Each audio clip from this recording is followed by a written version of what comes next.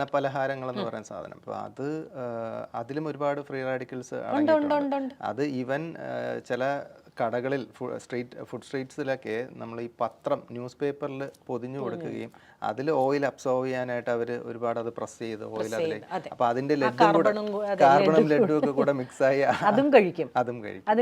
അത് നമ്മുടെ അൽഫാമിനാണെങ്കിൽ അൽഫാം ഇങ്ങനെയുള്ള നമ്മുടെ ഈ സ്മോക്ഡ് ഫുഡിൽ 2 ടൈപ്പ് ഓഫ് കാർസിനോജൻസ് ആണ് വരുന്നത്. അതിനകത്ത് 2 കെമിക്കൽ രീതി, അതായത് നമുക്കൊരിക്കലും അങ്ങനെ ഈ ചുട്ട് അതിലെ ആ മറ്റേ കരിഞ്ഞിട്ടുള്ള അത് നമുക്ക് പറ്റില്ല. അത് കാർസിനോജൻ തന്നെയാണ്. എന്നാലും അൽഫാമിന് ഇടിയാണല്ലോ. അപ്പൊ ഞാൻ പറഞ്ഞ ഈ കഴിക്കുന്ന ഭക്ഷണത്തെക്കുറിച്ച് ബോധവൽക്കരിക്കുന്ന രീതിയിൽ സ്കൂൾ തലം തൊട്ട് കുഞ്ഞുങ്ങൾക്ക് കൊടുക്കണം. പിന്നെ കുഞ്ഞുങ്ങൾ ആരും ജനിച്ചു വന്നിടനെ ചിക്കൻ താ, മട്ടൻ താ, KFC താ, ലേസ് എന്ന് പറയുന്നില്ല. നമ്മൾ ഉണ്ടാക്കി കൊടുക്കുന്ന ശീലമാണ്. എല്ലാം മാതാപിതാക്കൾ ഉണ്ടാക്കുന്ന ശീലമാണ്. പണ്ടെങ്ങാനും വല്ലതും മേടിച്ചു തരാൻ പറഞ്ഞാൽ നമ്മൾ ഊട്ടിക്കും. വീട്ടിലുള്ളത് തിന്നാൽ മതി എന്ന് പറയും. മനസ്സിലായി? മുളക് പൊട്ടിച്ചെങ്കിൽ മുളക് പൊട്ടിച്ച്, ഇത്രയേ ഉള്ളൂ. പക്ഷെ ഇന്ന് അങ്ങനെയല്ല. വീട്ടിലൊരു സാധനം ഇഷ്ടമല്ല, ഇന്നെന്താ അമ്മ സാമ്പാർ, എന്നാ എനിക്ക് സ്വിഗ്ഗി ചെയ്തോ, ഓർഡർ ചെയ്തോ, അപ്പൊ തന്നെ ഫുഡ് വന്നു. അപ്പൊ ഈ പറഞ്ഞ പോലെ ഓയിലി ഫുഡ്, പിന്നെ സ്കിൻ ഒരു എക്സ്ക്രീറ്ററി ഓർഗനാണ്. നിങ്ങൾ അതിൽ അപ്ലൈ ചെയ്യുന്ന എന്തും ബോഡി അബ്സോർബ് ചെയ്യും. അപ്പോൾ തമിഴ്നാടുകാർ ഇപ്പോഴും പച്ചമഞ്ഞളിൽ ജീവിക്കുകയാണ് സ്കിൻ കെയർ എന്ന് പറയുന്നതിൽ, ആര്യവേപ്പിലയിലും. ഞാൻ തമിഴ്നാട്ടിൽ ധാരാളമായി ട്രാവൽ ചെയ്യുന്ന ആളാണ്. എനിക്ക് ഇഷ്ടമുള്ള ഒരു സ്റ്റേറ്റ് ആണ് തമിഴ്നാട്. ആന്ധ്രയെക്കാളും എനിക്കിഷ്ടം തമിഴ്നാടാണ്, കർണാടകയെക്കാളും നിയർ ബൈ. പിന്നെ എനിക്ക് തോന്നുന്നത് എനിക്ക് കുറെ കൂടെ ഒത്തിരി അടുപ്പമുള്ളത് തമിഴ്നാട്ടുകാർ ഉണ്ട്. ലാംഗ്വേജ് ആണെങ്കിലും പിന്നെ എനിക്ക് അവിടെ ചെല്ലുമ്പോൾ അതിശയം തോന്നുന്നില്ല. Even A small farmer are very fluent in English. ഭയങ്കര അതിശയം തോന്നുന്നു എനിക്ക്. ഇവിടെ എഡ്യൂക്കേറ്റഡ് ആയിട്ടുള്ളവർ ഇങ്ങനെ പറയുമ്പോൾ അവിടെ ഒരു കുഞ്ഞു മാടക്കടയിൽ പോയി വരെ ഭംഗിയായിട്ട് ഇംഗ്ലീഷ് പറയും. അതെനിക്ക് ഞാനത് ഓർക്കും, അതെങ്ങനെയാണ് അത് കാര്യം വളരെ ഭംഗിയായിട്ട് ഇംഗ്ലീഷ് പറയും. ബാംഗ്ലൂരും കേരളം വിട്ടാൽ അതെ. അപ്പൊ പിന്നെ ഇവർക്കെല്ലാം ഒരു ഡൗൺ ടു എർത്ത് ഭാവമുണ്ട് കേട്ടോ. എല്ലാം തികഞ്ഞവരാണെന്ന് തോന്നുന്നവര് ഇല്ല. എൻ്റെ ഒരു ഫാർമർ, ഞാൻ പുള്ളിയെ പരിചയപ്പെടുന്നത് ഒരു ഓർഗാനിക് ഷോപ്പിൽ വെച്ചിട്ടാണ്. അപ്പം ഞാൻ പുള്ളിയോട് ഇങ്ങനെ ചോദിച്ചു, എനിക്കൊന്ന് ഫാം കാണാൻ പറ്റുമോ എന്ന് ചോദിച്ചു. അന്നേരം പറഞ്ഞു ഓക്കെ അമ്മ, വീട്ടിലോട്ട് വരാൻ പറ്റും. അപ്പം ഞാൻ ഗൂഗിളിട്ട് പോവാ. അപ്പം ഫാമിൻ്റെ പേരുണ്ട്, വീട് ഒന്നും എനിക്കറിയില്ല.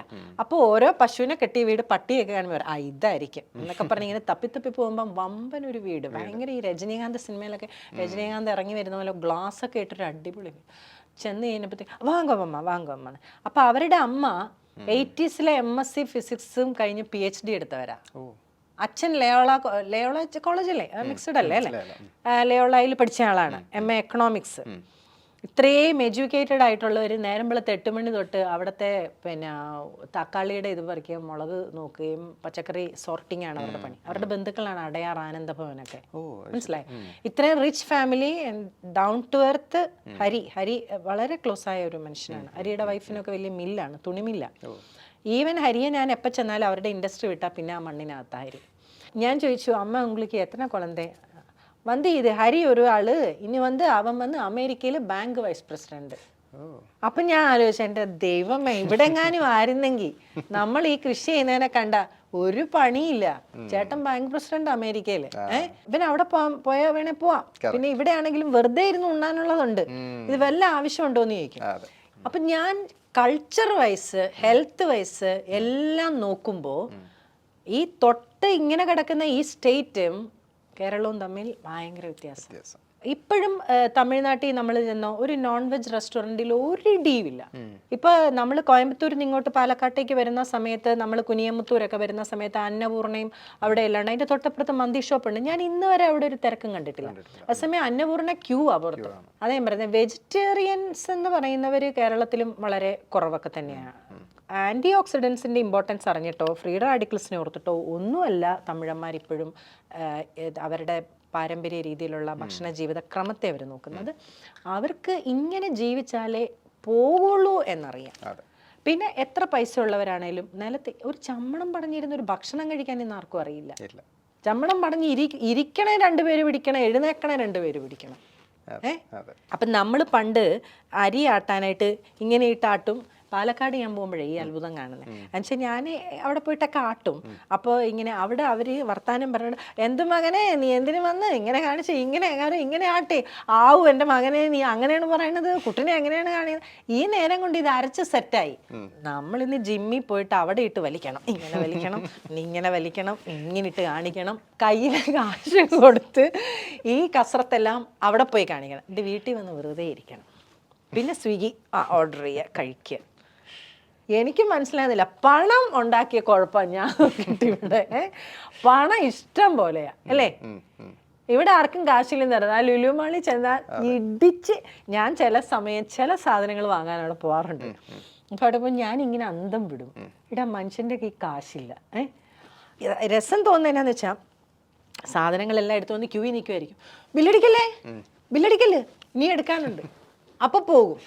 അപ്പൊ ചില പെണ്ണുങ്ങൾ ഓരോന്നും കൊണ്ടുവരും. ഏതാ സ്റ്റഫ് പൊറോട്ടയൊക്കെ ഇങ്ങനെ ഈ പാക്കറ്റ്. ഭർത്താവ് ഒരു നോട്ടം നോക്കും, ഉടനെ വേണ്ടല്ലേ ഇത് കാര്യം ഇയാളിത് തിന്നണമല്ലോ എന്നോർത്താണ് അയാൾ ഇങ്ങനെ ഈ ഉരുട്ടിയ നോട്ടം നോക്കുന്നത്. എനിക്ക് മനസ്സിലാകാത്തത് ഏതാന്ന് വെച്ചാൽ ഇവിടത്തെ പ്രശ്നം പണമാണോ?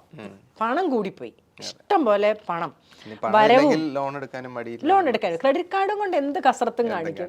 തിന്നാനാണ് ഏറ്റവും കൂടുതൽ കാശ് വേണം, ഒരു മടിയില്ല. പക്ഷെ തമിഴ്നാട്ടിൽ പോയാൽ എല്ലാത്തിനും ഒരു അച്ചടക്കമാണ്. ആന്ധ്രയിലോട്ടൊക്കെ ട്രെയിൻ കയറിക്കാൻ ഈ കാല് വിണ്ട് കയറിയ ആണുങ്ങളെയും പെണ്ണുങ്ങളെയും കാണാനുള്ളൂ. പിന്നെ അടുത്ത സോയിലിൽ ഇവർ കഷ്ടപ്പെടുന്നതുകൊണ്ടൊക്കെ ഞാൻ പറയുന്നത്. ഇവിടെ പാലക്കാട് പാടത്ത് വന്ന് എൻ്റെ ജോലി ചെയ്യുന്നവരുടെ മക്കള് നിലത്ത് ചോട്ടില്ല കാല്, ഇങ്ങനെ ഒരു വിരലും പിടിച്ച് പോകുന്നവരുണ്ട്.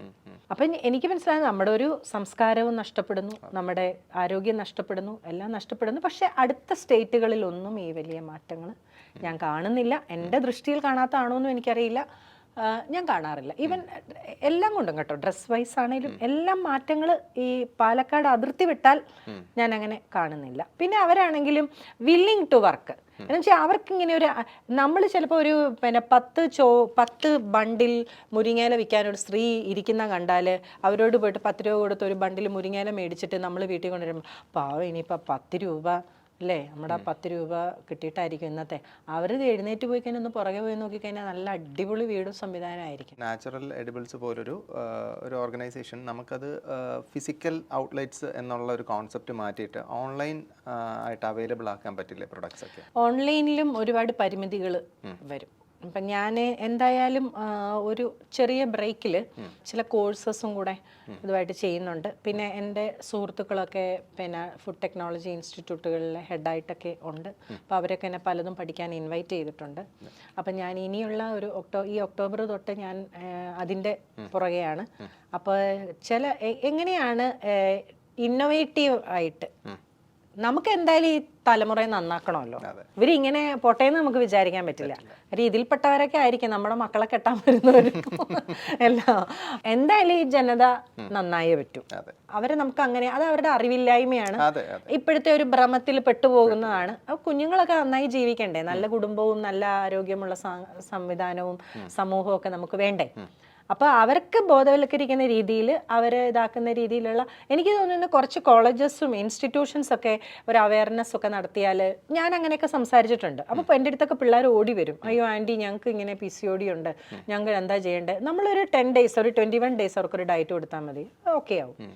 എല്ലാവർക്കും അറിവുണ്ട് എന്ന് ധരിക്കുന്നതാണ് നമ്മുടെ പ്രശ്നം. നമുക്കറിയാത്ത ഒത്തിരി. ഇപ്പം ഞാൻ ഈ പറഞ്ഞത് എൻ്റെ അറിവിൻ്റെ അല്ലെങ്കിൽ ഞാൻ കണ്ടുപിടിച്ചതിൻ്റെ ഒരു 1% ആയിരിക്കും. എനിക്ക് 99% അറിയില്ലാത്ത കാര്യങ്ങളാണ്. അപ്പം ഞാൻ ഈ പത്രത്തിലൊക്കെ എൻ്റെ വാർത്തകൾ, ഈ പ്രസവത്തെക്കുറിച്ചുള്ളൊക്കെ വാർത്ത വന്ന് എനിക്കൊരു കോള് വന്നു.